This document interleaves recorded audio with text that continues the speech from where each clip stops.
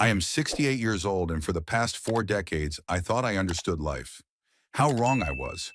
My name is Patrick Hungate, and until recently, I thought my greatest trials were behind me. The death of Evelyn, my wife, turned my world upside down, leaving a scorched wasteland where there used to be a blooming garden of our life together. Evelyn passed away quietly in her sleep after a 3-year battle with cancer. The doctors said we were lucky. She wasn't in agony at the end. Lucky. What an inappropriate word. I was alone in our big house on the outskirts of Seaford, where everything reminded me of her, the antique clock we'd bought at a flea market in Portland, the collection of porcelain birds on the mantelpiece, even the garden tools in the shed still holding her fingerprints. After 45 years of marriage, the loneliness was unbearable. I wandered through empty rooms talking to my wife's ghost and gradually lost touch with reality. It was then that Ethan, our only son, suggested I move in with him and Winnie. "Why would you want to suffer alone in this huge house, Dad? We have plenty of room, and the grandkids will be happy to see you every day." I hesitated. All my life, I'd been an independent person. Working as a financial analyst had taught me the value of freedom and personal space. But the longing and emptiness pushed me toward a decision I now regret every day. Ethan insisted I sell my house to Evelyn and me. "Too many memories, Dad. You need to move on." The rational part of me knew he was right, but my heart was breaking as I signed the sale papers. I put most of the proceeds into safe investments, an old habit of a financier. The rest went into a joint account with Ethan, just in case, as I explained at the time. The move took place in mid-October last year. The day was clear but cool. Typical fall weather for Seaford. Ethan and his sons, my grandsons, helped move the few belongings I had decided to keep. Winnie met me on the doorstep of their 2-story home with a smile and a hug. "Welcome home, Patrick. We're so glad you'll be living with us." The first few weeks seemed idyllic. My room was on the first floor with a private bath, a rare luxury, as Winnie emphasized. I woke up to the sound of family hustle and bustle. Ethan getting ready for work at the local IT company, the twins Hugo and Harvey, who were turning 10, getting ready for school, and Winnie organizing all this chaos with the efficiency of a military strategist. In the evenings, we would gather around the big dinner table and discuss the day. The boys would share school stories, and I would tell my grandchildren about the days when computers took up entire rooms and phones were tied to the walls with wires. They laughed and called me Grandpa from the Stone Age. But gradually I began to notice little things that at first I put down to my own shyness. Winnie always spoke a little louder when it came to household expenses. "The electric bill this month is astronomical, and grocery prices have gone up again." As she did so, she would casually cast glances in my direction. By the end of the first month, these hints became more direct. "Patrick, you were a financier, right? You must have a nice pension," she said one day at dinner, stirring the sauce. "Sufficient for my modest needs," I replied evasively. "It would be fair for you to contribute to the family budget." "It's not cheap to maintain a house, after all." Ethan coughed awkwardly, but remained silent. His silence seemed to me to be a sign of agreement with my wife, and I offered to transfer a certain amount to their account each month. Winnie brightened, and something like relief flashed in her son's eyes. After that conversation, something changed. The thin ice that had been covering our relationship became more visible. Winnie began to advise me on how to spend my time. "Patrick, maybe you could pick up the boys from school. I need to make it to yoga on time. Patrick, since you're home all day anyway, could you make dinner? I'm so tired at my online counseling sessions." Winnie worked as a psychologist, counseling clients via video calls. The irony of the situation didn't escape me. The person who is supposed to understand other people's emotions and needs was completely ignoring mine. Gradually, my list of chores expanded. Morning walks with the dog, cleaning, laundry, helping the boys with their homework. I didn't mind spending time with my grandchildren, but the rest made me feel like I was being used as free labor. Attempts to talk to Ethan alone always ended the same way. He listened, nodded, promised to talk to Vinny, but nothing changed. One day I asked him bluntly, "Son, are you happy in this marriage?" He flinched as if I'd hit him, and after a pause he replied, "Winnie and I have a wonderful family, Dad. It's just that she's very organized and practical. Someone has to keep things under control." In his eyes I saw that little boy who was always looking for approval, First mine and Evelyn's, now Winnie's. It pained me to realize that my son had never learned to stand on his own 2 feet. By Christmas, the tension in the house could have been cut with a knife. Winnie insisted that the holiday go according to her script, ignoring the traditions that Evelyn and I had honored for years. Instead of baking ginger cookies from my mother's recipe, she ordered all the sweets from a fancy bakery. Instead of letting me read Dickens's A Christmas Carol to my grandchildren, as I did for Ethan as a child, she turned them on a cartoon on a tablet. On New Year's Eve, an event occurred that opened my eyes to the true nature of our family idol. Winnie organized a party for her friends and colleagues. The house was filled with people I barely knew. I was introduced as Ethan's father, as if I had no identity of my own. Late one night, I overheard Winnie and her friend talking in the kitchen. They didn't know I was standing in the hallway. "So how's it living with your father-in-law under the same roof?" the friend asked. Winnie sighed with theatrical drama. "Honestly, it's a challenge. Of course, his pension and the money from the sale of the house come in handy, but he's so old, fashioned, always trying to meddle in the boys' upbringing, and Ethan lets him do it. Sometimes I feel like I'm living with 2 kids instead of one." "Why did you agree to this in the first place?" wondered her friend. "We didn't have a choice," Ethan insisted. "All that nonsense about family values and taking care of old people. Plus," she lowered her voice, but I could still hear her. "According to some of his papers I've seen, the old man has some decent savings. When he's gone, it'll all go to Ethan, and that means us." The blood rushed to my face. I quietly stepped back and went back to my room, where I spent the rest of the evening staring at Evelyn's picture. "What would you do if you were me, darling?" I whispered, but of course there was no answer. After the New Year's holidays, the situation worsened. Winnie no longer felt it necessary to hide her attitude toward me. One morning she put a list of household chores in front of me. "What's this?" I asked, even though I had already guessed. "Just so you don't forget what needs to be done today. I know your memory isn't what it used to be at your age." She smiled, but the smile didn't touch her eyes. There were 10 items on the list, ranging from walk the dog to make lasagna for dinner. "Winnie, I'm not your housekeeper," I said calmly. "Of course you're not. You're a member of the family, and in a family, everyone contributes. Ethan works, I counsel clients and take care of the kids, and you, well, you have a lot of free time." That evening, I tried to have a serious talk with my son. We were sitting in the garage where he was fiddling with his old motorcycle, a hobby Winnie barely tolerated. "Ethan, I think your wife sees me as a burden, or, at best, a source of extra income and free help around the house." He didn't look up from the bike. "Dad, you're exaggerating. Winnie is just a practical person. She wants everything to run like clockwork. Even if that clock is your father? Son, I don't mind helping with the grandkids or being involved in the household chores, but the way she talks to me, the way she plans to use my money." Ethan finally looked at me, and in his gaze I saw a mixture of guilt and annoyance. "What do you want me to say, Dad? That I picked the wrong woman? That my life isn't as perfect as you and Mom's was? I'm sorry, but I have obligations to my family." "And I'm not your family?" I asked quietly. He sighed. "Of course you're family. But Winnie and the boys are. That's different. Look, I'll talk to her, okay? I'll ask her to go easy on me. But you try to understand her too. She's used to being in control." I nodded, realizing I couldn't get more out of him. That night I couldn't sleep for a long time, analyzing the situation like a professional financier, weighing the pros and cons. I realized that I was being used, but the pain of my son's betrayal overshadowed all rational thoughts. The following weeks turned into a Cold War. Winnie kept leaving me to do lists, and I did the minimum necessary to keep the peace. She hinted at increasing my financial contribution. I pretended not to take the hint. Ethan tossed himself between us, trying to please both of us and succeeding at neither. The only outlet was the grandchildren. Hugo and Harvey, despite their mother's influence, retained their childlike spontaneity and sincere affection for me. We often played chess, a game Winnie considered outdated and useless for today's children.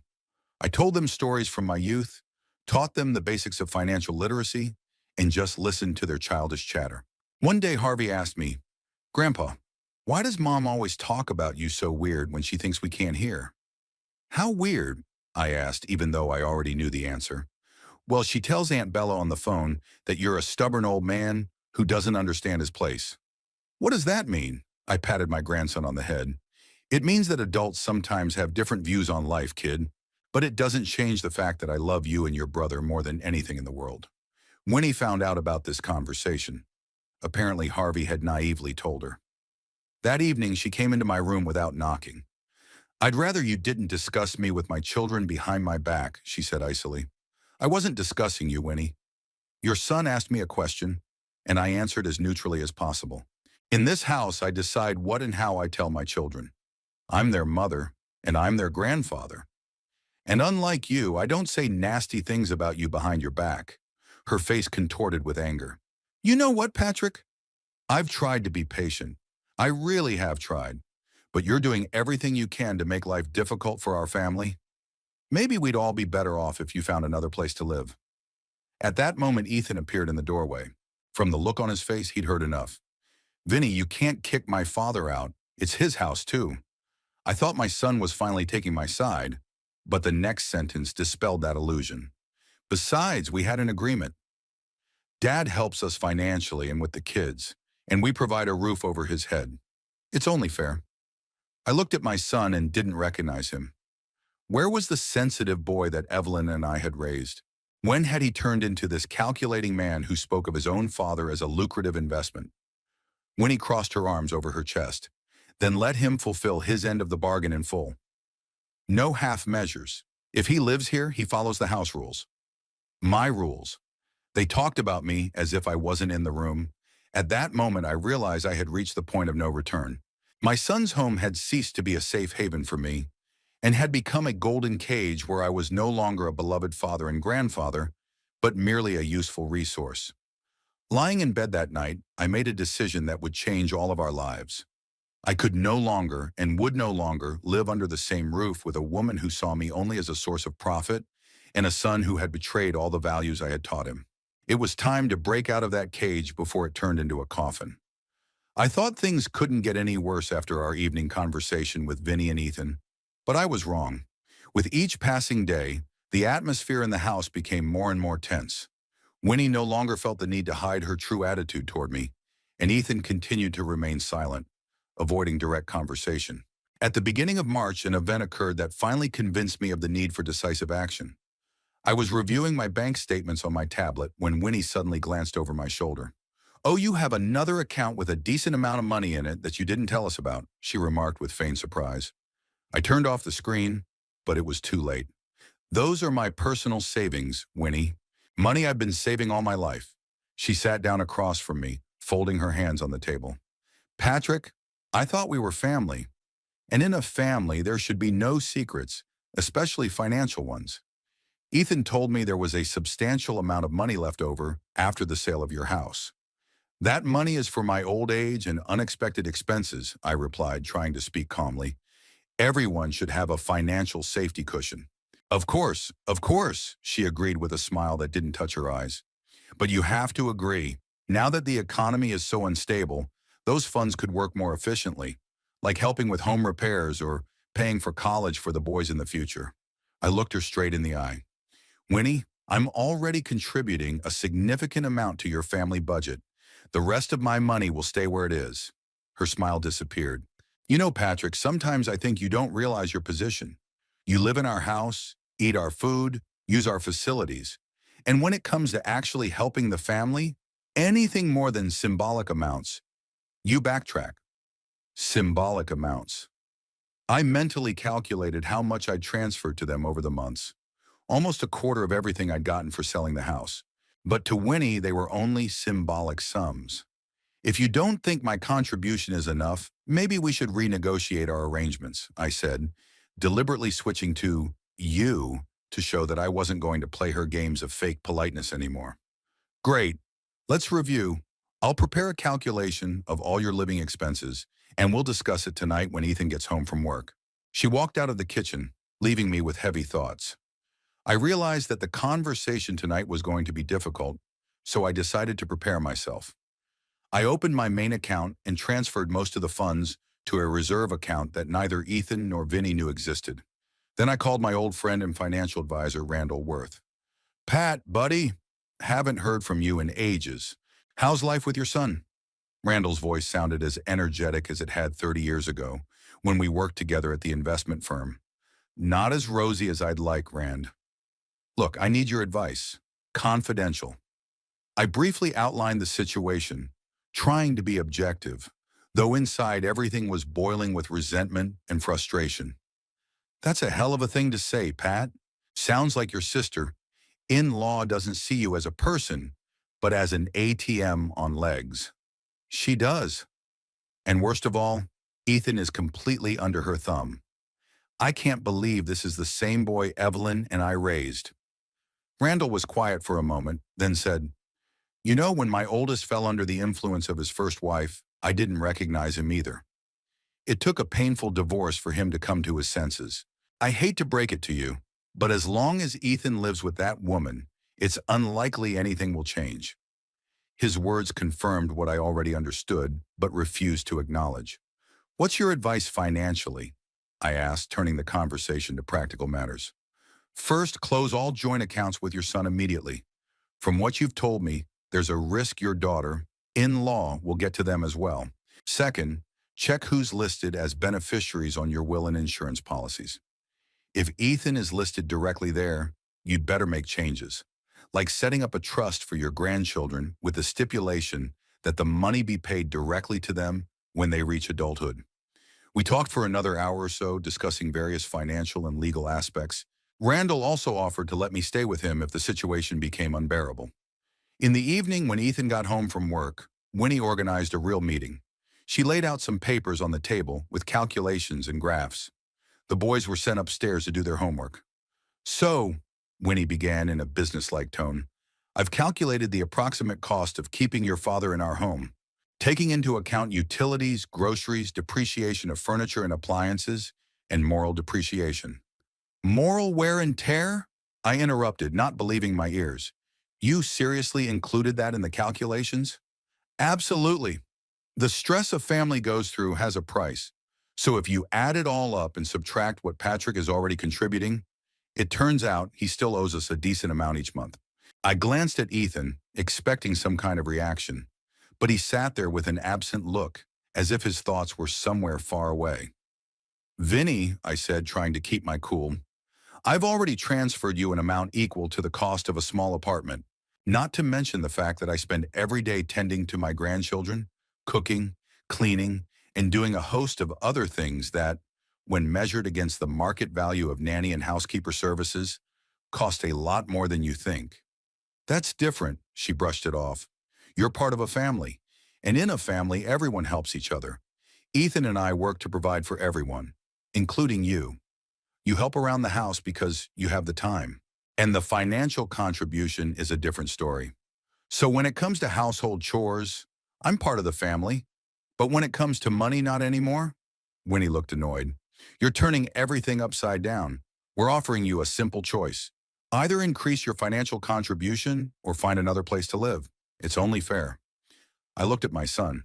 Ethan, what do you think? Is that your opinion too? He finally broke away from his thoughts and said uncertainly, Dad, I realize this sounds harsh, but we do have a lot of expenses. Mortgage, boys' school, cars. Winnie's right. Your help would really come in handy. My help? And what has it been for the last few months? I gave you a significant portion of the money from the sale of the house your mother and I spent a lifetime building, the house you grew up in, and that doesn't count. Ethan looked confused. Of course it counts. But it's not enough for all our plans. What plans? I asked, feeling the anger building up inside. Winnie answered instead. We want to expand the house, add another wing, and maybe get a lake house for summer vacations. And of course, a college for the boys. The best universities cost a fortune.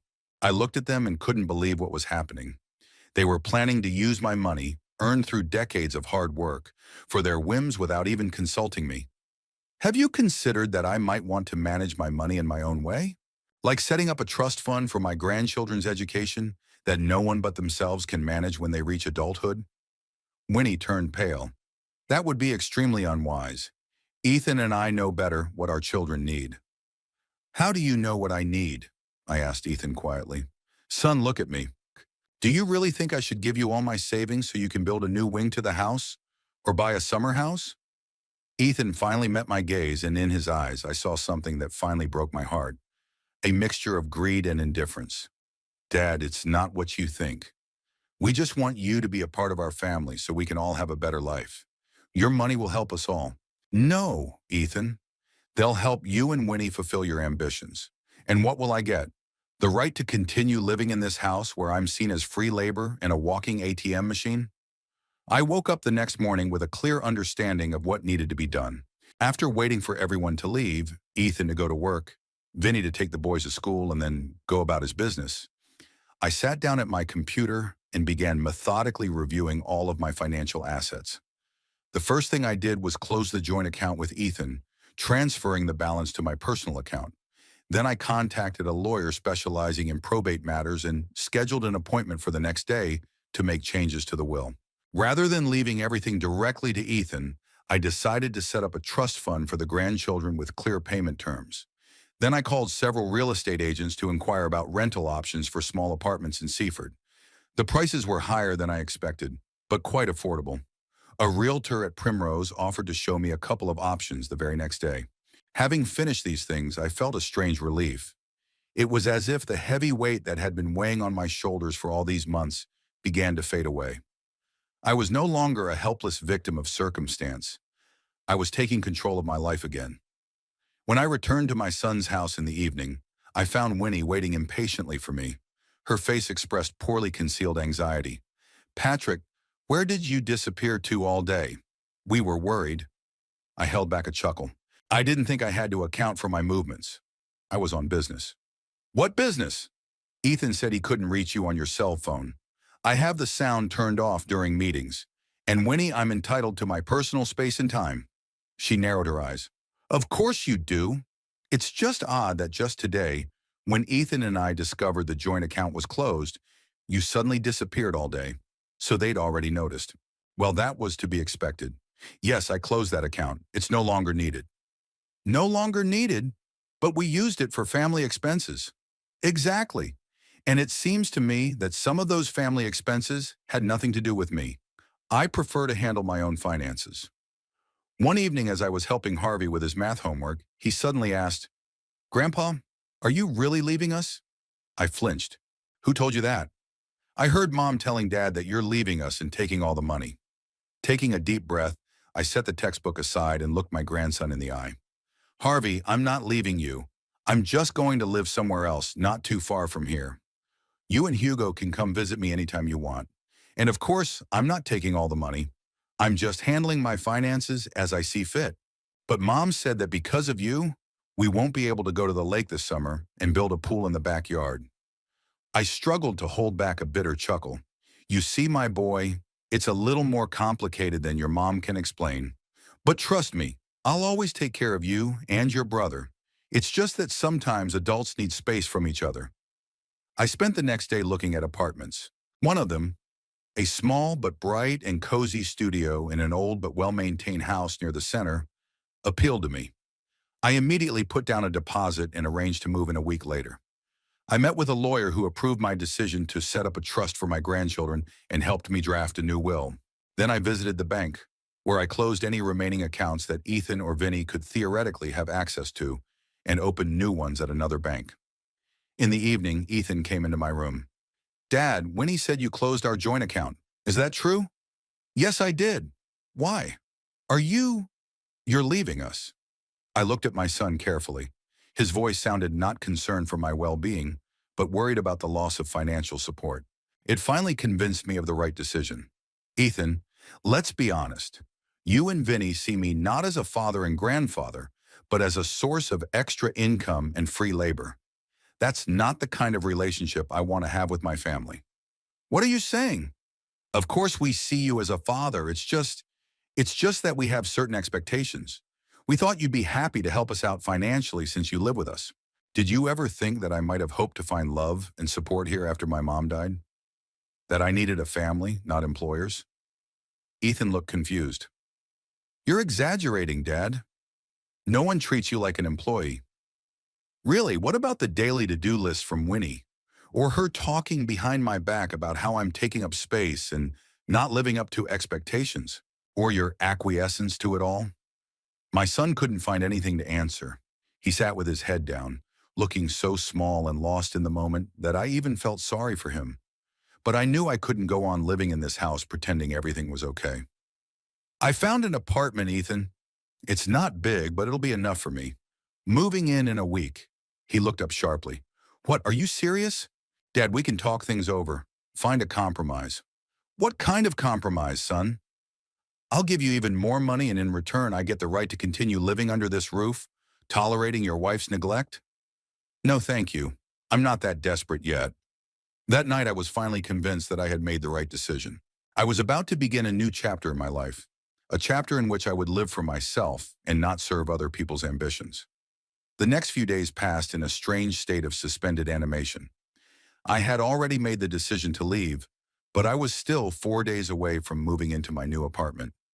Winnie defiantly ignored me, walking past me as if I were nothing.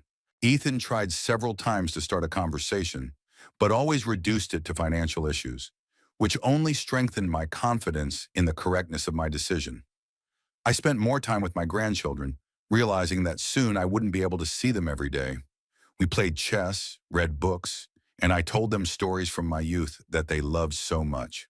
Harvey and Hugo could feel the tension in the house, but like children, were more preoccupied with their daily routines: school, friends, video games. On Wednesday morning, 2 days before the move was scheduled to take place, I went down to the kitchen and saw that Winnie was already there. She was sitting at the table with a cup of coffee and looking through some papers. When she heard my footsteps, she looked up and gave me a cold stare. "Good morning, Patrick," she said in a tone that was anything but kind. I nodded and headed for the coffee machine. Making myself a cup of strong espresso, I was about to head back to my room when Winnie suddenly spoke up. "We need to talk." I stopped and turned to her. "About what?" "About your leaving. Ethan said you found an apartment and planned to move in on Friday." "That's right." She set the papers aside and folded her hands on the table. "I think you're making a hasty decision." We may have all been a little hasty. I didn't answer right away, wondering where she was going with this. Winnie never backed down unless she saw personal gain in it. "What's the matter, Winnie?" "Up until a week ago, you told me in direct text that I had to either increase my financial contribution or find another place to live. I chose the second option. Why are you changing your mind now?" She wrinkled her nose slightly when I switched to you, but held back.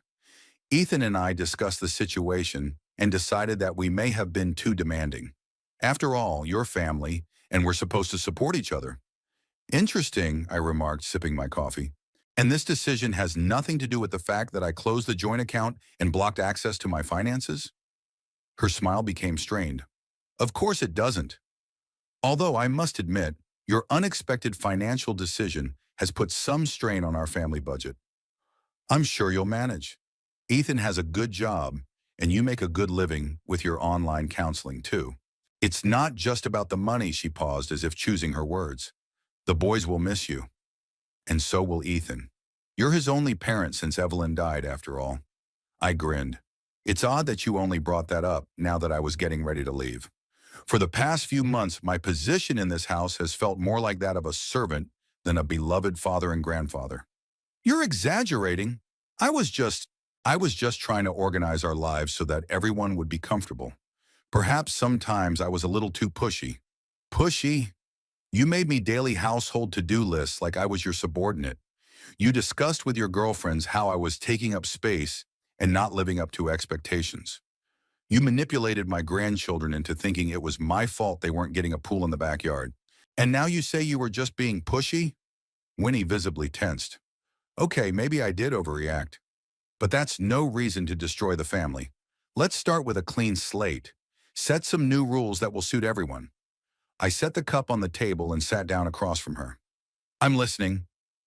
"What rules do you propose?" She perked up a little, sensing I was ready to dialogue. "First, Ethan and I will not bring up your personal finances again. That is entirely your business. Second, I won't give you to-do lists. You'll decide how and what you want to help with around the house. Third, We'll keep the family dinners together and other traditions you enjoy. Sounds good, I nodded. And what in return? She frowned slightly. What do you mean?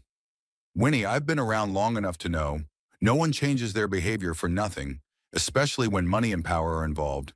You want something from me. What is it exactly? She was quiet for a moment, clearly unhappy that I could see right through her. Okay, we're hoping you'll continue to contribute the same amount to the family budget as before, and maybe help with the down payment for the summer cottage on the lake we talked about. It will be a place for the whole family, including you. So there you have it. It's all about money again. And how much do you expect me to pay for that down payment? Not much, she made an uncertain gesture with her hand. About a third of the amount you got for selling the house. Ethan and I will take out a mortgage for the rest. I almost choked. A third of the sale of the house was considerably more than I'd already given them over the months. And this was what she called, not that much. Winnie, let's get this straight. You're offering me to stay in your house, continue to pay you monthly as if I were renting a room here, and give me a third of all my savings to buy a house that will be put in your and Ethan's name? And in return, you promise not to treat me like a servant? Am I understanding correctly? Her face flushed slightly. You're turning everything inside out. I'm offering you to remain a member of the family, to participate in our lives and our plans. Isn't that what you want? No, Vinny. I want to be a beloved father and grandfather, not an ATM machine on legs. And after everything that's happened in these months, I don't believe you're capable of seeing me as anything other than a source of money. She stood up abruptly, all pretense gone from her face. Fine. I tried to be reasonable, to offer a compromise. But apparently you are too stubborn and selfish to think of anyone but yourself. Selfish of me? After all I've given you? After all these months of humiliation and manipulation? Humiliation? What are you even talking about? We took you into our home when you were alone. We fed you, took care of you. And what did we get in return? Ungratefulness and accusations. I took a deep breath, trying to calm myself down. This conversation was going nowhere. I don't think we have anything else to discuss. I'm moving in on Friday like I planned. No, Winnie cut off, her eyes narrowing. You're moving in today. Excuse me? You heard me. Either you agree to my terms and remain a member of this family, or you pack your bags and leave. Immediately, I couldn't believe my ears. You're kicking me out of my son's house? I'm protecting my family from toxic influences. Your behavior the last few days has been upsetting the kids and creating tension. Ethan is on the verge of a nervous breakdown over all of this. So yes, I am asking you to leave today, unless you are willing to be a part of our family on our terms. At that moment, Ethan walked into the kitchen. From the look on his face, he had heard the last part of our conversation. What's going on here? He asked, shifting his gaze from me to Vinny and back again. Your wife just gave me an ultimatum, I replied calmly. Either I give you a third of all the money from the sale of the house and continue paying monthly for the right to live here, or I have to leave. Immediately. Ethan frowned. Winnie, we agreed that I would talk to my father alone first. I was trying to be diplomatic, she parried, but your father has made it clear that he doesn't appreciate everything we do for him. He'd rather destroy the family than help us realize our dreams. I looked at my son, expecting him to at least take my side now, to protect me from this greedy, manipulative woman. But Ethan only flailed his arms helplessly. Dad, I understand that Winnie can be, sometimes, blunt, but she's right about one thing. We're a family, and a family should support each other. If you have the opportunity to help us with the lake house, wouldn't that be wonderful? Imagine how excited the boys would be to spend their summer vacations there.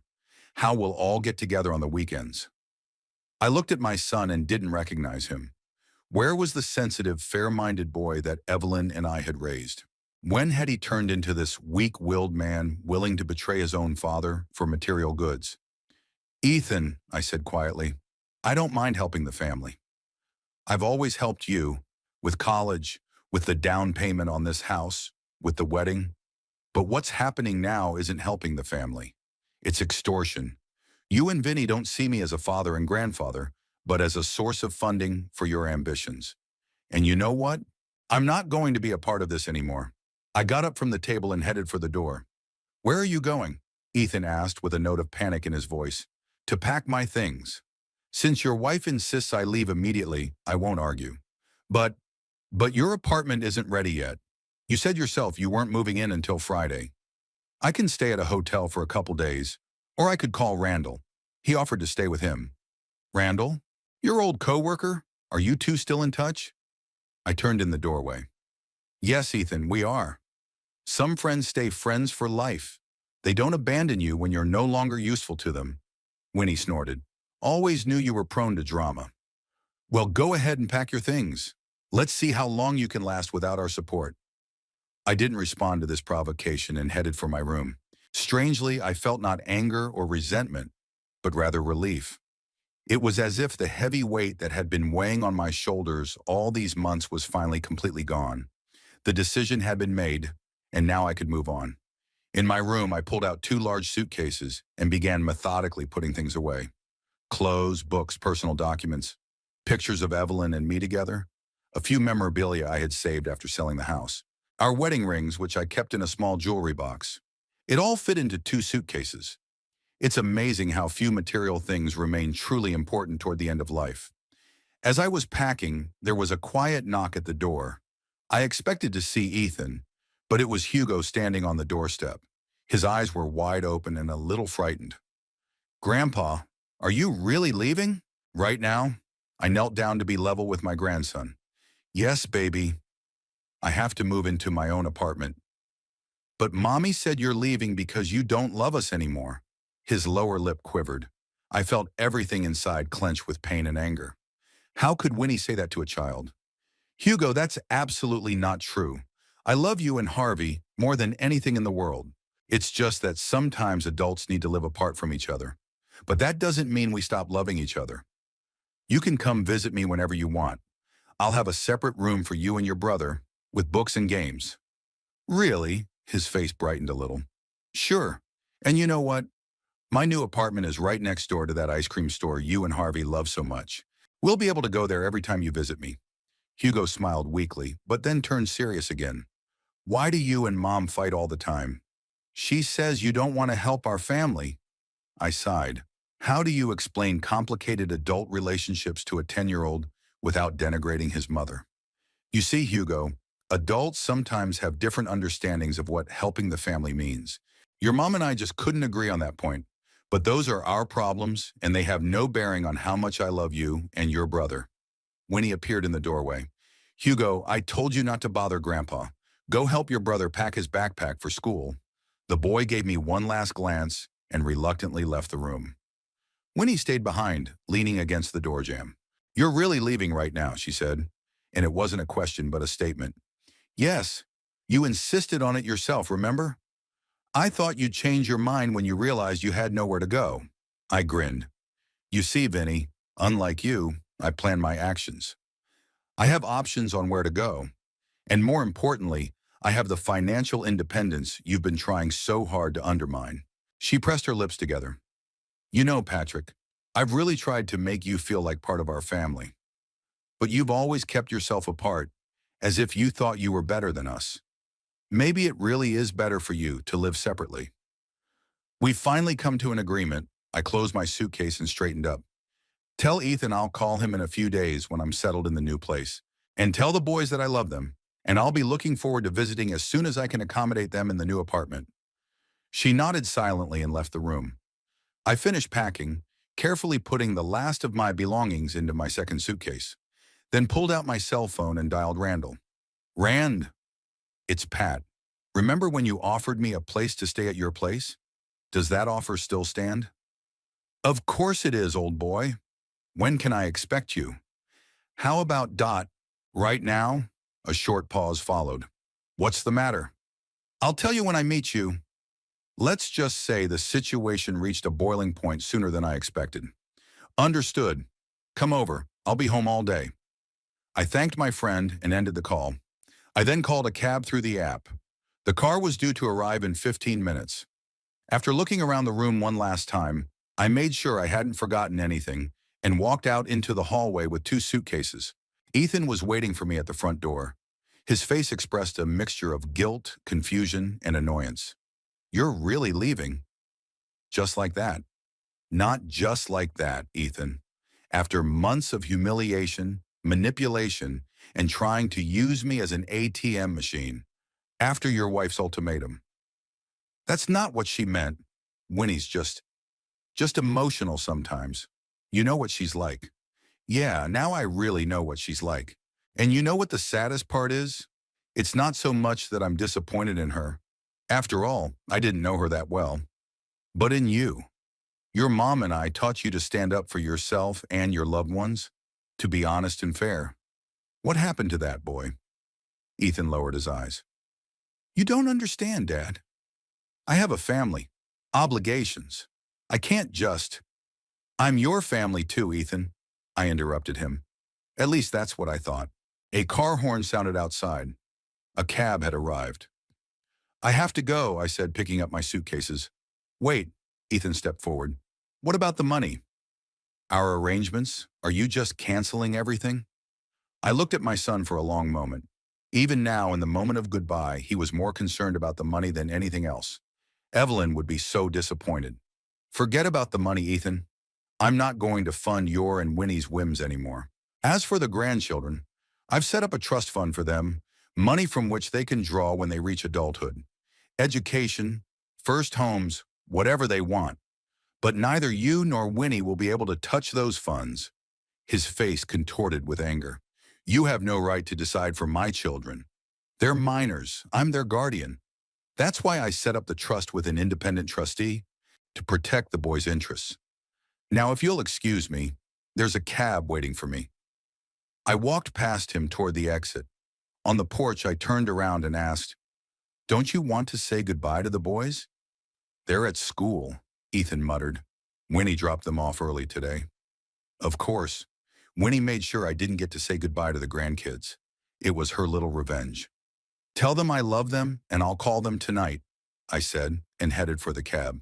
The driver helped me load my suitcases into the trunk, and soon we were on our way out of the neighborhood where I had spent the last months of my life. Strangely, I felt no sadness or regret, only relief and a quiet determination to start over. I stared out the window at the streets of Seaford floating by and thought about how strange life had gotten. Who would have thought that at 68 years old I would have to start from scratch? That the man I had raised and loved with all my heart would choose money over a father's love? But along with the bitterness of this realization came another realization. I am free, free from manipulation, from guilt, from having to live up to someone else's expectations. Now I could live for myself, by my own rules. And maybe that was the main lesson I needed to learn. The cab turned down the wide avenue that led to Randall's house. A new chapter of my life was beginning, and in spite of everything that had happened, I was ready for it. Randall Worth's house was in the old part of Seaford, in a neighborhood once inhabited by wealthy captains and ship owners. The Victorian mansions, with their spacious verandas and manicured gardens, looked as if time had slowed to a crawl. The cab stopped at the wrought iron gates of one of these houses, a three-story building with a turret and many decorative elements. Randall was waiting for me on the porch. Despite his 72 years, he looked alert and fit, the result of the daily jogging and diet he bragged about every time we met. When he saw me, he smiled broadly and came down to help with the suitcases. Pat, old boy, you look like you've been chewed up and spit out. He hugged me tightly, patting me on the back. That's about how I feel, I grinned, enjoying the sincerity of that greeting after months of fake smiles at my son's house. We carried the suitcases into the house, and Randall led me into the guest room on the second floor. It was spacious, with large windows overlooking the garden, solid wooden furniture, and a private bathroom. Make yourself comfortable. Bathroom's over there. Towels are in the closet. When you're ready, come downstairs. I'll open a bottle of that scotch you like. Left alone, I slowly looked around. The room was 3 times the size of the one I'd borrowed from Ethan and Vinny, and decorated with impeccable taste. Randall always had a knack for creating beauty and comfort around him. After a quick shower, I changed and went downstairs, where my friend was already waiting with 2 glasses of amber liquid. Here's to new beginnings, he proclaimed, raising his glass. To freedom, I added, and we drank. The whiskey burned my throat with a pleasant warmth, and I felt the tension of the last few days gradually let go. Randall didn't rush me with questions, just sat beside me, letting me enjoy a moment of peace. Finally, I told him everything. The last conversation I'd had with Winnie, the ultimatum, my disappointment in my son, and my hasty departure. Damn, bitch, Randall muttered when I was done. Sorry, Pat. I know she's the mother of your grandchildren, but I have no other word for her. And Ethan always seemed like a wimp to me, to be honest. Even when he was a teenager, I noticed how easily he succumbed to other people's influence. Evelyn and I spoiled him too much, I sighed, always protecting him from the consequences of his actions, always giving him the best. We thought we were doing it out of love, but in reality, we raised a man who doesn't know how to appreciate what he has and doesn't understand what a real family means. Randall shook his head. Don't blame yourself. You were a good father. It's just that some people, regardless of upbringing, choose the path of least resistance. Ethan chose a wife who thinks for him, makes decisions for him, and is apparently responsible for him. In a way, that's a choice too. We talked late into the night, reminiscing about the past, discussing plans for the future. Randall insisted that I stay with him for as long as it took, but I was adamant. I needed my own space, my own home. Eventually, he agreed to help me move into a rented apartment, which was scheduled for Friday. I spent the next 2 days at Randall's house, recovering from everything that had happened and finalizing the financial transactions I had started. I contacted my bank and lawyer to make sure all my accounts were secure from any possible attempts by Ethan or Vinny to access them. My attorney confirmed that the trust fund for the grandchildren was properly set up, and under no circumstances would my parents be able to handle the money. On the evening of the first day, I called the grandchildren. Harvey answered the phone, and I heard a mixture of relief and concern in his voice. Grandpa, did you really leave us for good? No, kiddo, not for good. I'm just going to live somewhere else. But we'll definitely see each other. How are you and Hugo? How's school going? We talked for about half an hour. Harvey talked about his new science project. Hugo bragged about winning the school chess competition. They both seemed a little confused about me leaving, but not too upset. Kids are surprisingly quick to adapt to change. At the end of the conversation, I heard Vinny's voice demanding that the boys go to dinner, and the connection was cut off. On the second day, Randall took me to a furniture and appliance store. Although the apartment I rented was furnished, I wanted to add a few things that would make it truly mine. I picked out a comfortable leather reading chair, a few table lamps, a coffee machine, and other little things. Randall insisted that I take his old TV, which is still gathering dust in the attic and would outperform any newer model. Friday morning, we loaded all my stuff into Randall's spacious SUV and drove to my new apartment. It was in a 3-story red brick building near the center of town, in a quiet neighborhood with lots of cafes, small stores, and green squares. The apartment was on the second floor. Bright living room with large windows overlooking the quiet street, combined with a compact but functional kitchen. A bedroom with a built-in closet and a comfortable bed. A small second room, which I decided to turn into a study, and at the same time a guest room for the grandchildren. A bathroom with a shower stall and a small pantry where I could store suitcases and other rarely used items. Not bad, Randall nodded approvingly as he looked around the apartment. Much cozier than I expected. And the neighborhood is nice, quiet, but with a good infrastructure. You can walk to everything you need. We spent the day arranging furniture, unpacking, and connecting appliances. By late afternoon, the apartment was starting to look settled. I hung Evelyn's pictures on the walls, arranged the books on the shelves, organized the clothes in the closet. In the kitchen, I organized everything the way I'd become accustomed to over the years of married life. Spices to the right of the stove, mugs on an open shelf, kettle always at the ready. You know, Pat, Randall said when we finally sat down for a break with a bottle of beer, I admire you. Not everyone your age would have the strength to make a fresh start. I shrugged. What choice do I have? Continue to live in a toxic environment where I'm not respected or appreciated? No thanks. I'd rather spend the rest of my days alone but with dignity than surrounded by people who only see me as a walking ATM machine. And yet, he sipped his beer, not everyone would take that step. Many older people cling to family ties, even if those ties only bring them pain, because they're afraid of being alone. You chose a more difficult but more honorable path. After Randall left, I was alone in my new apartment. Night fell, and in the silence, I was suddenly acutely aware of the absence of the usual sounds. The children's laughter, Ethan's footsteps in the hallway, even Winnie's annoying voice giving orders. I sat in my new chair by the window, looking out at the lights of the city and trying to sort out my feelings. On the one hand, I was overwhelmed with a sense of freedom. For the first time in months, I could decide when to get up, what to eat, how to spend my day. No one left me to do lists, no one reprimanded me, no one tried to control my every move.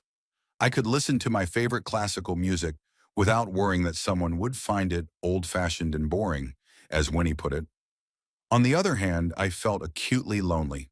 After 45 years of marriage to Evelyn and then months of living in my son's noisy house, the silence of the empty apartment seemed deafening. I missed my grandchildren, their energy and spontaneity. Even Ethan I missed, or rather, the Ethan he used to be, before he let greed and weakness of character overshadow everything good about him. The first night in the new apartment was restless. It took me a long time to fall asleep, listening to the unfamiliar sounds of the building, to the noise of passing cars, to the distant hum of a ship in the harbor. When I finally fell asleep, I dreamed of Evelyn. She stood in our old garden, among her favorite roses, and smiled at me. "You did the right thing, Patrick," she said. "Now live life to the fullest, for both of us." I woke up with my eyes wet with tears, but with a light heart, as if I had received a blessing on my new path. In the morning, I decided to start settling into the neighborhood, walked to the nearest cafe where I had a breakfast of fresh croissants and excellent coffee. Met the owner of a small bookstore on the corner, who turned out to be an avid lover of classic literature, just like me. Found a cozy park 2 blocks away from the house where I could sit on a bench watching the ducks in the pond and reading a book. The day flew by, and by evening I returned home with a sense of satisfaction. The apartment no longer seemed so empty and alien. I cooked myself a simple but delicious dinner, opened a bottle of good wine, and sat down in my new chair with a book. For the first time in a long time, I felt truly at home. The next day, I took care of financial matters. Although I had already done most of the transactions, there were still some details that needed attention. I contacted the bank to make sure all my automatic payments were redirected to new accounts. Then I called the pension fund to update my contact information. Finally, and most importantly, I officially revoked all powers of attorney previously granted to Ethan and revoked his signature authority on any financial documents related to my assets. When everything was finalized, I felt a strange sense of relief. It was as if the last thread tying me to the toxic situation at my son's house had been cut. Now I could really move on. That evening, Randall called me to make sure I was okay and to invite me to Sunday dinner. "Nothing special," he said, "just you and me and a couple of other old friends. We'll reminisce about our youth, talk about life." I gratefully accepted the invitation. The thought of spending time in the company of people with whom I shared memories and interests seemed very appealing. In the last few months of living with Ethan and Winnie, I had little opportunity to maintain old friendships. My sister-in-law always found a way to make it clear that my friends didn't fit into their social circle. On Sunday, I put on my best casual suit and went to Randall's. In addition to the owner of the house, there were two of our former colleagues, Morton Gray, with whom we had once started our careers at the same investment bank, and Oliver Preston, a former CFO of a large company, now, like all of us, enjoying a well-deserved vacation. The lunch was spent in an atmosphere of casual fun and nostalgia. We recalled amusing incidents from our professional lives, discussed the current economic situation, shared news about mutual acquaintances. No one asked directly about the reasons for my move, although I was sure Randall had already told them the main reasons. This tactfulness was especially nice after months of living with Winnie, who knew no boundaries of personal space. After lunch, when Morton and Oliver left, Randall and I were alone on the veranda, sipping whiskey and watching the sunset. "How are you?" he asked bluntly. "Better than I expected," I answered honestly. "Sure, the loneliness rolls in sometimes, especially in the evenings. But overall, I feel free, like I've shed the heavy load I've been dragging around all these months." Randall nodded. "It's okay to feel both the joy of freedom and the pain of loneliness at the same time. The main thing is, don't let the loneliness drive you back into a toxic relationship. Trust my experience. It's better to be alone than with people who don't respect you and your boundaries. I'm not going back, I said firmly. Even if Ethan comes on his knees and begs, some bridges are burned forever. And the grandchildren? Will you see them? I sighed. I hope so, if Vinny doesn't get in the way. I've already called them and invited them to visit next weekend. Ethan reluctantly, but agreed to bring them to my place. We'll see if he keeps his word. And if he doesn't? If they start using the kids as leverage, I wondered. The thought had crossed my mind before, and I discussed it with my lawyer. Legally, I have the right to see my grandchildren. And if need be, I will fight for that right through the courts. But hopefully it won't come to that.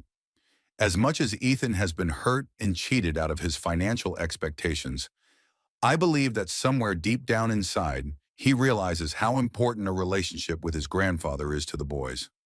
Randall looked skeptical, but didn't argue. Instead, he changed the subject. Have you thought about what you're going to do now? I mean, besides reading books and feeding the ducks in the park? I grinned. Actually, yes, I have. I've been thinking about getting back into counseling. Not full time, of course, but a couple clients I could take on.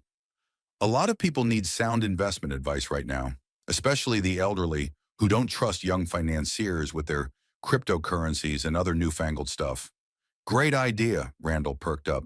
I can help you with contacts. I still have connections at a few investment firms that are sometimes looking for experienced advisors to work with VIP clients.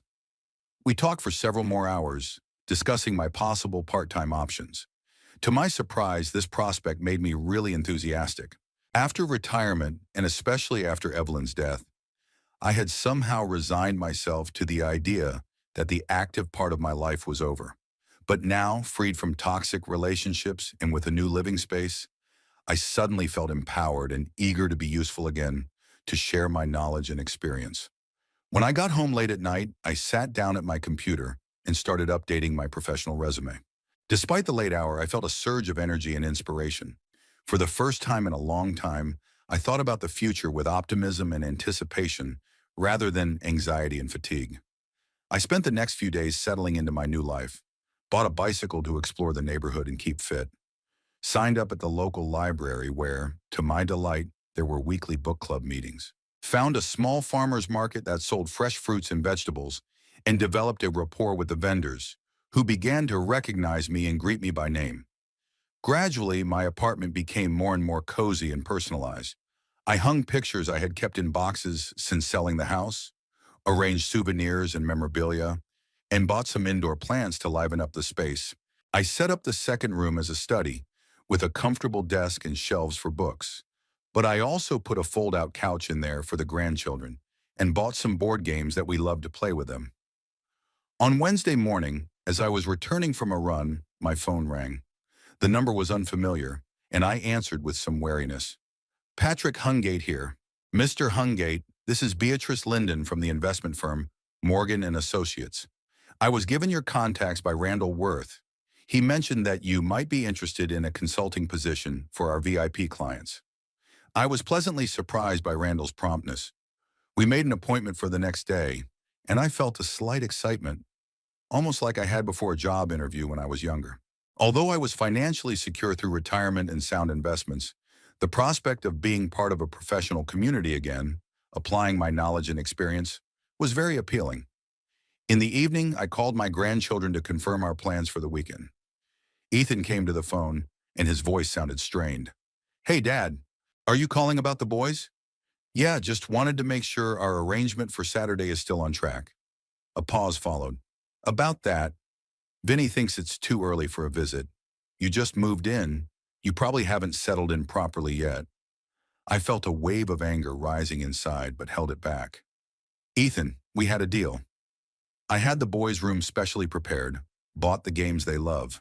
They told me themselves they were looking forward to this visit. I know, Dad, but Winnie is worried. What exactly is she worried about, Ethan? About me being able to spend time with my grandchildren without her supervision? Or about them seeing that I'm perfectly happy without you? Ethan sighed. Look, I'm trying to smooth things over. Maybe in a couple weeks when things have calmed down a bit. No, I said firmly. We made a deal for this Saturday, and I insist on it. If you don't bring the boys, I'll come myself and pick them up. And if you or Vinny try to interfere, my lawyer will be very interested in the situation. Are you threatening me with a lawsuit? Ethan sounded disbelief in his voice. I'm reminding you of my rights as a grandfather and of your responsibilities as a father who should be thinking of the good of his children, not the whims of his wife. After another pause, Ethan reluctantly agreed to bring the boys over Saturday morning. I knew this battle was won, but the war for the right to see my grandchildren had just begun. Winnie is not one to give up easily, especially when her pride and greed are hurt. But now, looking at my new apartment, at my new life that I had built by my own rules and for myself, I felt ready for this battle. No longer would I let anyone, not Vinny, not even Ethan, dictate to me how to live my life or who to socialize with. This was my life, and I intended to live it with dignity and on my own terms. A week in my new apartment flew by. Every day I discovered something new in the neighborhood. A cozy cafe with homemade baked goods, a secondhand bookstore with old vinyl records, a park with chess tables where pensioners gathered for games and leisurely conversations. I visited the local public library and enrolled in a computer literacy course for seniors. Not because I didn't know how to use a computer, but to expand my social circle. The meeting at the investment firm Morgan & Associates went even better than I expected. Beatrice Linden, an elegant woman in her 50s, turned out to be the daughter of one of my former colleagues, and we immediately hit it off. After a short interview, where she asked a few professional questions, more as a formality, we moved on to discussing the terms of cooperation. I was offered to consult 3 or 4 VIP clients, no more than 2 or 3 meetings a week, with the option to consult online or in the company's office at my discretion. Your experience and reputation speak for themselves, Mr. Hangate, Beatrice said as I signed the contract. I can't deny that it is a great stroke of luck for us that you have decided to return to active consulting work. I smiled modestly, but inside I felt a surge of pride. After months spent at Ethan and Vinny's house, where I was seen as a burden and a source of extra income, it was especially nice to feel professionally recognized and respected. Saturday brought a long-awaited meeting with my grandchildren. Ethan dropped them off at 10 a.m. sharp, as we had agreed. He looked tense and avoided a direct look as we exchanged greetings. Harvey and Hugo, on the other hand, were delighted. They looked around my new apartment curiously, gushed about the school news, and clearly enjoyed seeing me in good spirits. Are you coming to pick them up at 5? I asked Ethan as he was about to leave. Yes, he replied briefly. Winnie wanted me to pick them up earlier, but I insisted on our arrangement. I nodded, appreciating this small victory of a son over his wife's will. Thank you, Ethan. It's important to me, and for the boys. He paused for a moment, as if he wanted to say something, but then just nodded and left. The day with the grandkids went great. We visited a nearby park where we fed the ducks and played frisbee. Then went to the very ice cream parlor I told them about, where the boys chose the biggest and most elaborate desserts on the menu. Back home, we had a board game tournament, and then I helped them with their math homework. To my surprise, the teacher assigned them a topic related to financial literacy, calculating interest in simple investment problems, and I was happy to share my knowledge, telling them much more than the school curriculum required. When Ethan came back for them, the boys begged him to let them stay longer, but he was adamant. Mom's expecting us for dinner, he said in a tone that brooked no objection.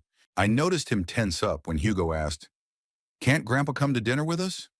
Not tonight, kiddo, I replied softly, not wanting to embarrass my son. I already have plans for tonight, but I'll definitely see you next weekend. As I saw them off, I had mixed feelings.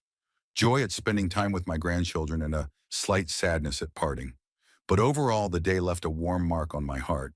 The boys accepted my new home and new way of life without question or judgment, as only children can.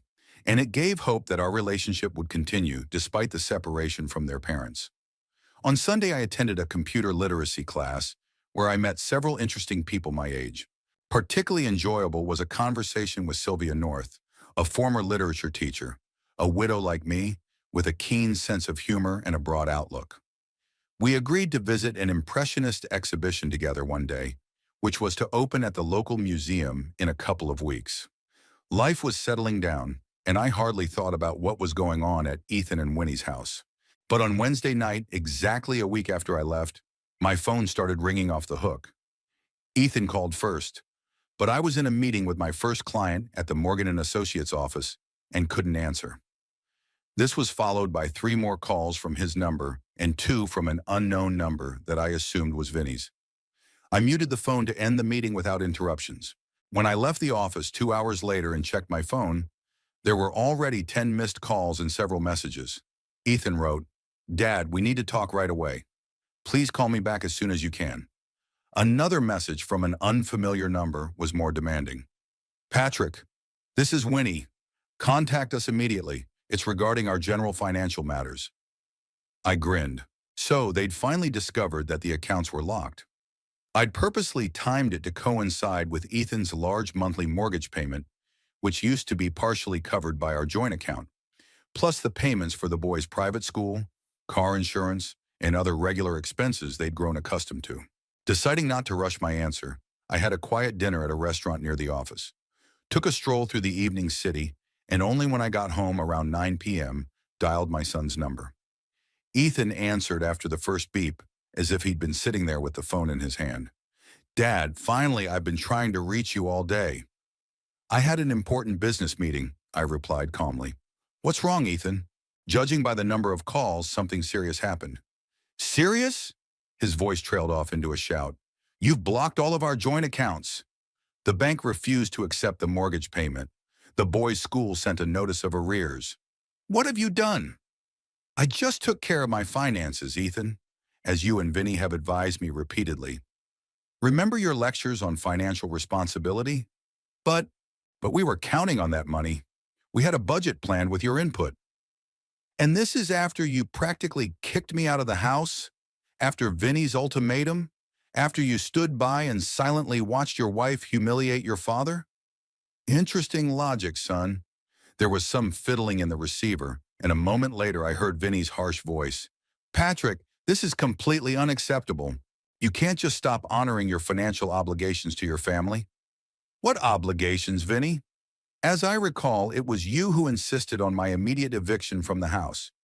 You gave me an ultimatum. Either I give you most of my money and continue to live under your control, or I leave. I chose the second option, and naturally took my money with me. But the mortgage, the boys' school, all those expenses, those are your expenses, Winnie. Not mine. You and Ethan have good salaries. You can well afford to pay for your lifestyle without my help. You may have to give up some excesses, but it will be a useful lesson in financial responsibility." I could almost physically feel her seething with rage on the other end of the line. "You can't do this to your own son and grandchildren. It's irresponsible and cruel." "Cruel?" I couldn't hold back a chuckle. "Vinny, let's remember who here was talking about the moral deterioration I was supposedly inflicting on your family by my presence. Who made daily household to do lists for me like a servant? Who discussed with my girlfriends how I was taking up space and not living up to expectations? And after all that, you accuse me of being cruel? It was a misunderstanding. We can talk things out, find a compromise. Ethan is very worried. The boys miss you." "Really? And a week ago, you were sure everyone would be better off without me. What's changed, Winnie? Don't tell me it's the money. We both know that's what it's all about." There was a fuss in the receiver again, and Ethan came back on the line. "Dad, please, let's talk calmly. I realize that Winnie and that we haven't always treated you right, but you can't solve problems that way. We're a family. We have to support each other." "Family?" I felt a wave of anger rising in me, but held back. "Ethan, you defined what family means to you when you let your wife kick me out the door. When you stood by and remained silent while she told me I either had to serve you and give you my money or leave. You made your choice then. Now live with the consequences. But what are we going to do about the payments? With the mortgage? With the boys' school? The same thing all responsible adults do. Budget according to income, not expectations. You have a good job, Ethan. Winnie has a good income from her online counseling business, too.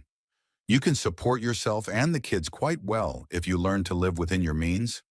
You don't understand. There was desperation in his voice. We have huge mortgage payments. We took out an extra loan to renovate the kitchen last year. The boys' private school costs a fortune. We, we were counting on your help. And I counted on your support when your wife made my life hell.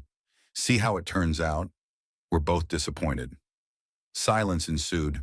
I could almost see Ethan sitting with his head down, not knowing what to say. Finally, he spoke softly. Maybe, maybe we should meet? Talk face to face? I could come see you tomorrow. I hesitated. Part of me wanted to back out immediately. The memories of my son's betrayal were too fresh. But the other part, the part that had always seen Ethan as the little boy Evelyn and I had lovingly raised, wanted to give him a chance to explain himself. Okay, I finally said. 2 o'clock tomorrow afternoon, at my place. Come alone, without Winnie. Thanks, Daddy. The relief in his voice was almost palpable. I'll be there. After the conversation, I sat in my chair for a long time, looking out the window at the nighttime city. A strange sense of contentment was mixed with sadness. I took no joy in Ethan and Vinny's panic. After all, they were still my family no matter how badly they treated me. But I was glad I'd done what I had to do, protected myself and my dignity, showed that I wasn't to be treated like an ATM machine on legs. Before I went to bed, I reread the last letter from Randall, who had gone to New York for a week on business. Hold firm, Pat, he wrote. Don't let them manipulate you again. They are trying to use your love for your grandchildren and your fatherly feelings for Ethan as leverage. Don't give in. I woke up this morning with a firm decision to stick to my position, regardless of what Ethan said or suggested. I spent the first half of the day doing the usual things. I went grocery shopping, prepared lunch, reviewed materials for an upcoming consultation with a new client. Shortly before 2, I brewed a fresh pot of coffee and took out an apple pie from the refrigerator, bought from a local bakery. Ethan always loved sweets. At exactly 2, the doorbell rang. Ethan stood on the doorstep, looking tired and anxious. There were dark circles under his eyes as if he hadn't slept all night. I silently let him into the apartment. Nice place, he said, looking around. Cozy. Thanks, I like it here. Coffee? He nodded, and I led him into the kitchen, where the cups were already prepared and the pie sliced. We sat down at the table, and for a while we just drank coffee in silence. Finally, Ethan spoke up. Dad, I want to apologize for the way Vinny and I treated you. It was wrong. I looked at him carefully, trying to determine how sincere his words were. What exactly was wrong, Ethan? He looked slightly embarrassed. Well, the way Winnie was making you to do lists, and the way she talked about your finances, and the ultimatum, it was all too much. And your acquiescence to all of it? Your inability to protect your father from humiliation. Was that too much too? Ethan lowered his eyes. Yes, I should have intervened. Should have stopped her. Yeah, I'm sorry to you. I remained silent, giving him a chance to continue. He twirled the cup in his hands nervously, picking his words. You see, Winnie, she's a very strong person. Always knows what she wants and how to get it. Yeah, I'm not like that. It's easier for me to agree than to argue, especially when it comes to money and planning. She's better at those things. Or you just let her think that, I pointed out. Ethan, I've been teaching you financial literacy since you were a kid. You grew up in a family that respected money and knew how to handle it. Don't tell me you didn't realize what was going on when Winnie demanded more and more from me. He sighed. I did understand. Of course I understood. But we really needed the extra funds. The house, the cars, the boys' school. All of it cost a lot. And then there were new plans. The lake house, expanding the house. Winnie was so fired up about these ideas, and I couldn't say no to her. Even if the cost was your father and his dignity? Ethan didn't answer, and that silence was more eloquent than any words. I sipped my coffee, giving him time to gather his thoughts. What do you want, Ethan? Why did you come? He looked up at me. I want us to be a family again. For you to come home. I shook my head. No, Ethan. I'm never going back to that house. And to be honest, that's not what you came for. You came to ask for money. He flinched as if I'd punched him. No, Dad, I really want you back. The boys miss you, and so do I. And Winnie? Does she miss me too? Or my money? Ethan fell silent, unable to find an answer. I continue to listen, son. I appreciate you coming over to apologize, I really do. But I'm not going back to a house where I'm not respected or valued as a person. I have created a new life for myself here. I have an apartment that I like, a job that is fulfilling, new friends and acquaintances. I am free and happy for the first time in a long time. But what about us? What about the boys? The boys will always be a part of my life. I love them and will support them in every way I can. They can come to visit me and I will be happy to see them. As for you and Winnie, you will have to learn to live within your means, as all responsible adults do. But Dad, we can't. We have huge debts that we can't pay off without your help. This is it, I thought. We're finally getting to the bottom of this. What debts exactly, Ethan? He reluctantly began to list. A mortgage on a house, a loan for a kitchen remodel, 2 car loans, credit cards with impressive balances. The list was long and impressive. It looked like she and Vinny had been living beyond their means for a long time, counting on my financial support. And how much do you need to cover the most urgent payments? I asked when he was done. Ethan named an amount that nearly made my jaw drop. It was more than I'd already given them in the months I'd lived in their house. Ethan, this is crazy. I'm not giving you that kind of money. It won't solve the problem. It will only delay it. You and Winnie need to seriously rethink your lifestyle and financial habits. But what are we going to do? We could lose the house. The boys will have to be transferred to public school. And what's so scary about that? Millions of people live in more modest homes and attend public schools. It's not the end of the world, Ethan. He looked like I was suggesting he move to live under a bridge. You don't understand. Winnie would never agree to that. She's talking about divorce if we don't solve the financial problems. I looked at my son carefully. And that scares you? The possibility of breaking up with a woman who only values you as a source of income? She's the mother of my children, he said quietly. And I love her no matter what.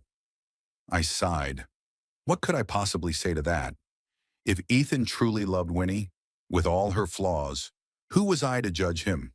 After all, love isn't always logical and rational. Listen, Ethan, I won't give you the amount you're asking for. That would be irresponsible of me, like giving an alcoholic a bottle of whiskey. But I can offer other help. I can pay directly for the boys' tuition at their school, not for you and Winnie, but for them. And I can advise you on how to restructure your debts and come up with a realistic financial plan. Ethan looked disappointed, but also grateful at the same time. Thank you, Dad. That's something. But Vinny will have to put up with it, or not get over it and draw your own conclusions. Either way, it's already your relationship, which I'm not going to interfere with. We talked for another hour or so. I explained to Ethan the steps they could take to improve their financial situation, from refinancing their mortgage, to selling one of their cars, to cutting back on entertainment and restaurant expenses. He listened intently, taking notes on his phone and asking questions. At moments, I saw glimpses of the smart, sensible boy that Evelyn and I had once raised, and it gave me a faint hope that all was not lost. As he was leaving, I asked, "Are you going to tell Winnie about our conversation? About the fact that I agreed to pay for the boys' school, but won't give you money to pay off your other debts?" Ethan was quiet for a moment, then nodded. "Yes, it won't be an easy conversation, but I have to be honest with her, and maybe it's time for me to start taking a more active role in our family decisions." I didn't comment on this belated epiphany, just shook his hand in farewell. "Good luck, son. And remember, the boys are always welcome to come visit me. I love them and would love to see them." After Ethan left, I sat in my chair for a long time, reflecting on our conversation. I felt neither triumph nor satisfaction at his admitting his mistakes and asking for help. Only the sadness of realizing how far we had drifted apart and how much my son had changed under the influence of his wife. But at the same time, I was calm and confident in my decision. I didn't give in to emotional blackmail. I didn't let guilt or paternal love cloud my judgment. I set clear boundaries and stuck to them. And maybe in the long run, that would benefit not only me, but Ethan and even Winnie if she could learn from this situation. That evening, I got a call from Randall in New York. "So, old boy, how was the meeting with the prodigal son?" I told him about our conversation with Ethan, his apology and request for financial assistance, my decision to pay only for my grandchildren's school. "Good for you," Randall approved. "You did the right thing. If you had given them the full amount they asked for, they would have come back in a couple months with their hand out again. Some people never learn to live within their means if they're constantly being helped." "I know," I sighed, "but it's still hard to see your own child make mistakes that could cost them, their family, and their well-being. It's part of growing up, Pat. Even if it comes at 40, sometimes people need to fall to learn how to get up on their own." It had been an unusually warm and sunny summer in Seaford. It had been 3 months since I had left my son's house, and my new life had taken on a clear shape and rhythm. Each morning began with a light jog along the boardwalk or, on rainy days, with calisthenics led by a trainer from an online program for seniors. This was followed by a hearty breakfast, reading the morning news and planning the day. 3 days a week, I counseled clients at Morgan and Associates. Beatrice was pleased with my work and recently offered to expand my clientele, but I declined. I like the current balance between work and personal time. I spent 2 more days on community activities. I volunteered at the local library where I helped conduct financial seminars for young people and joined a group of retirees cleaning and beautifying a city park. Weekends were usually spent with his grandchildren. After our conversation, Ethan, to his credit, did not interfere with my interaction with the boys. Every Saturday he brought them to me, and we spent the whole day together. We went to museums and exhibitions, played in the park, cooked dinner together, watched educational movies. Sometimes I would take them for the whole weekend, and then we could go on a little field trip to neighboring towns or just spend Sunday mornings tossing bread to the ducks in the pond and discussing schoolwork. With Winnie, I hardly ever socialized at all. She always found an excuse not to accompany Ethan when he dropped off or picked up the boys. And if I had to talk to her on the phone, she limited herself to formal phrases. I was fine with that. The less interaction with this woman, the better. My social life was getting better too. My friendship with Randall grew even stronger, and we met regularly to play chess or go to the jazz club that had recently opened downtown. Through computer courses, I met several interesting people with whom I now met regularly at coffee shops to discuss books and movies. A particularly enjoyable relationship was with Sylvia North, a former literature teacher. After a visit to an Impressionist exhibition, we began to meet regularly. We went to the theater, to concerts, just walking around the city, discussing everything in the world. She was an intelligent, well-read woman with a subtle sense of humor and a calm character. In her company, I felt easy and free, something I hadn't felt in a long time. "You know, Patrick," she said one day as we sat in a cafe after a theater performance, "you're an amazing person. After everything you've been through, the loss of your wife, the betrayal of your son, you've retained your openness to the world and your ability to enjoy life. That's a rare gift," I smiled. "I think it's just an instinct for self-preservation. If I let bitterness and resentment take over, I turn into a grouchy old man that everyone avoids. And I still want to live life to the fullest. And you're doing a great job of it." Sylvia touched my arm gently. There was a warmth and understanding in her eyes that warmed my soul. Our relationship with Sylvia had developed slowly and naturally, without rush or pressure. We were both widowers, both valued our independence, but also enjoyed each other's company. It was a mature, relaxed feeling based on mutual respect and common interests. In July, Harvey and Hugo finished the school year with excellent grades, and I decided to give them a special gift, a week-long trip to an educational camp for gifted children in the mountains. The camp program included classes in robotics, science, and creative thinking, anything that would interest my inquisitive grandchildren. The cost was quite impressive, but I considered it an investment in their future. When I suggested the idea to Ethan, he looked confused. "Dad, that's very generous of you, but I'm not sure the boys are ready to spend a whole week away from home." "They're not toddlers anymore, Ethan. At their age, it's good to have new experiences, meet different people, learn independence." He sighed. "It's not just that. Winnie and I, we're going through a rough patch right now. I'm not sure this is the right time to make these decisions." I looked at my son carefully. He had visibly grayed over the past few months, with dark circles under his eyes and more gray in his hair. What's going on, Ethan? The financial problems haven't resolved? He shook his head. We're trying. Really trying. I took your advice. We refinanced the mortgage, sold the second car, cut back on entertainment. But it's not enough. The house is too big and too expensive for us. We've decided to sell it. This news didn't come as a big surprise to me.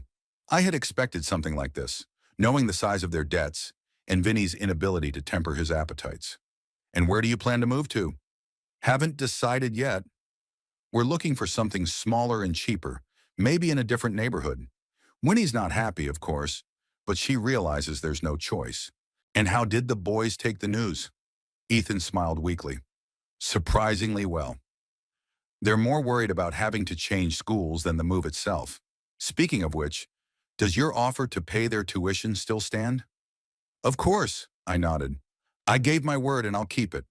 The boys will stay in their school no matter where you live. The relief on Ethan's face was almost palpable. Thank you, Dad.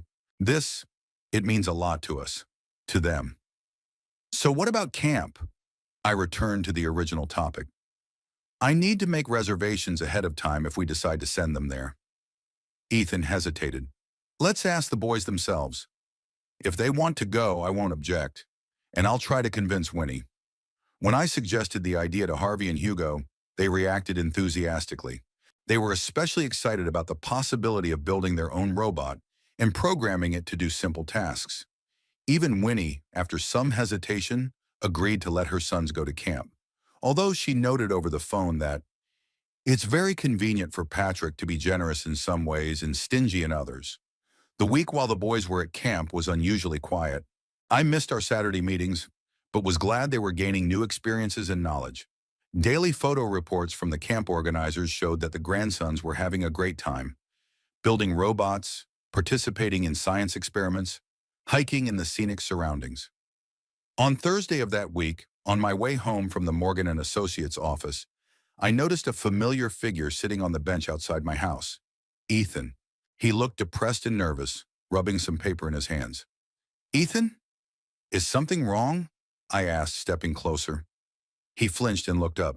Dad, he said, I've been waiting for you. We need to talk. I invited him into the apartment and we settled into the living room.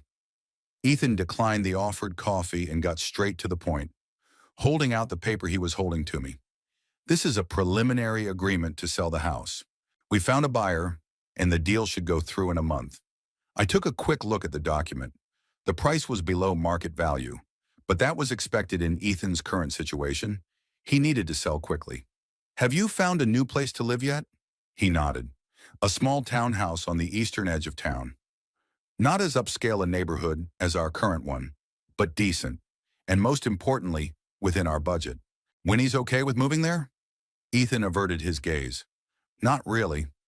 She left me, Dad, 2 weeks ago. Said she didn't marry me to live in a cage on the outskirts and that I didn't live up to her expectations. I was shocked, though somewhere deep inside I had expected something like that. Winnie had always valued material goods above human relationships. I'm sorry, son. I really am. What about the boys? They're living with me for now.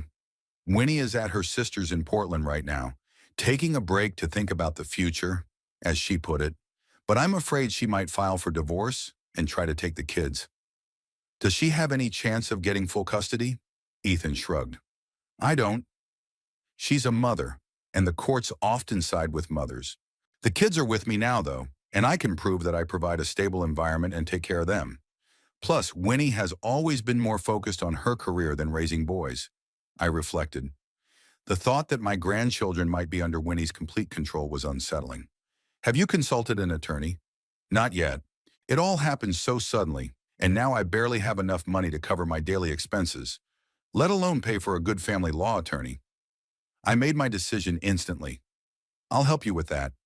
Not for you or Vinny, but for the boys.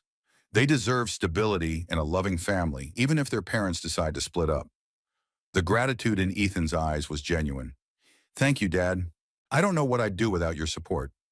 But understand, I continued, That doesn't mean I've forgotten or forgiven the way you and Winnie treated me. I'm only helping you with legal support for the sake of my grandchildren. Our personal relationship is a separate issue. Ethan lowered his head. I understand, and I don't expect you to ever fully forgive me. I acted like the ultimate coward and selfish. Allowed my wife to manipulate me and betrayed my own father. Such things are not forgotten. We sat in silence for a while. Outside the window, the sunset was beginning to set, coloring the room in warm orange tones. Finally, Ethan spoke again. You know, these months have taught me a lot. It was like I woke up from a long sleep and saw what my life had become. An endless pursuit of status and material possessions we couldn't afford. The constant fear of disappointing Winnie, of not living up to her expectations. I lost myself in that relationship, lost all the values you and Mom taught me. I listened intently to my son, seeing glimpses of the boy Evelyn and I had once raised. And how do you feel now that Winnie is gone? He hesitated. Oddly enough, mostly relief. Of course there's fear for the future, especially for the boys. But there's also a sense of freedom, of being able to start over, this time the right way. I nodded. It was a feeling I knew well, the same one I'd experienced when I'd left their house 3 months ago. Dad, Ethan looked me straight in the eye. I know some bridges are burned forever, but can we try to build new ones? Not for my sake, but for the boys. They need their grandfather, especially now that their family is falling apart. I pondered his words for a long time. Part of me was still hurt by my son's betrayal, his inability to protect me from Winnie's humiliation. But another part saw him as a man who had finally begun to realize his mistakes and was trying to change. We can try, I finally answered. I can't promise things will be the same. Too much has happened, but for the boys' sake, I'm willing to step up. The relief on Ethan's face was almost palpable. Thank you, Dad. That's more than I deserve. The next day, I contacted my attorney and asked him to recommend a good family law specialist for Ethan.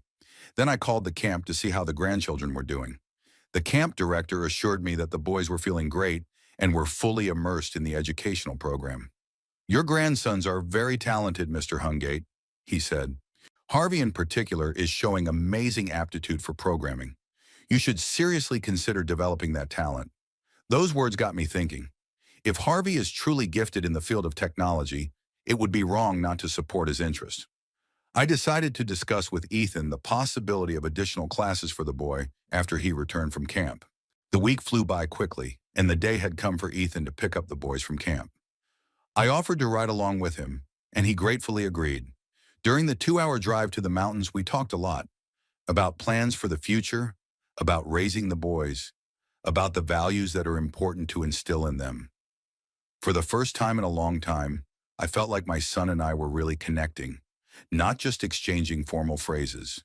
Harvey and Hugo were excited about camp and talked excitedly about their adventures and accomplishments. Harvey proudly showed off the little robot he had built and programmed himself, and Hugo showed off the rock samples he had collected during the scientific expedition. They were so engrossed in their stories that they hardly noticed the tension between their father and me.